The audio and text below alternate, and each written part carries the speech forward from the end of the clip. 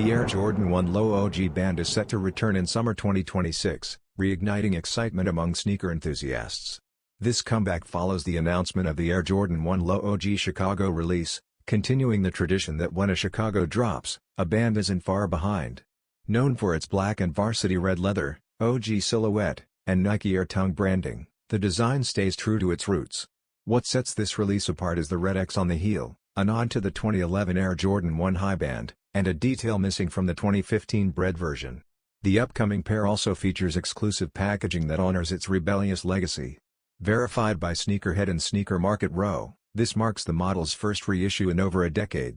As 2026 nears, anticipation builds with fans eagerly awaiting official images and details.